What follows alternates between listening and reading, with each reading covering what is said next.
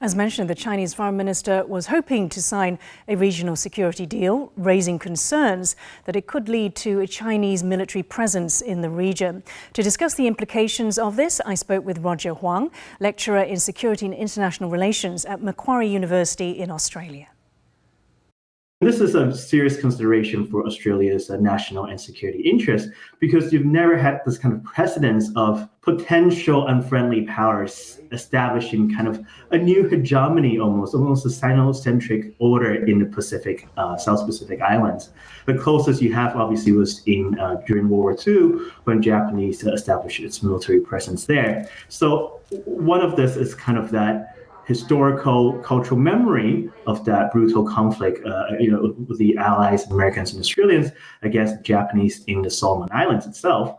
Why is Australia so worried about what China is doing in the South Pacific? If China is to establish any sort of a military naval presence there, this is really increase the capability of the Chinese to survey, to form their intelligence capabilities against Australian kind of troop movements, as maritime presence, etc. And also importantly, this is a major area of shipping lane, shipping routes. So again, if potentially there's any type of conflict or any kind of confrontation, and China has established a naval presence in the region, this could really isolate Australia from its trading and also strategic partners, especially the United States, etc. How does Taiwan fit into this picture? Should Taiwan be alarmed? Taiwan used to have a number of diplomatic recognitions in the Pacific Island states.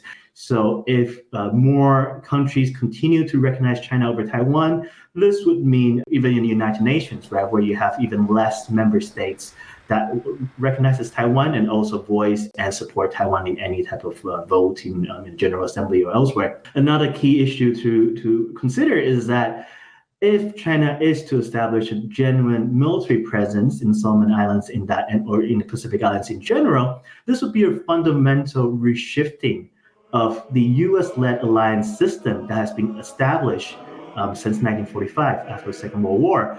So in many ways, when everyone likes to talk about status quo, especially in relation to Taiwan, China is unilaterally changing the status quo. It is saying we no longer want or welcome U.S. kind of dominance in the region, and we want to become the new leader of the Indo-Pacific. And this clearly will have grave consequences if it does happen for Taiwan, but as well as for all other allies of the United States.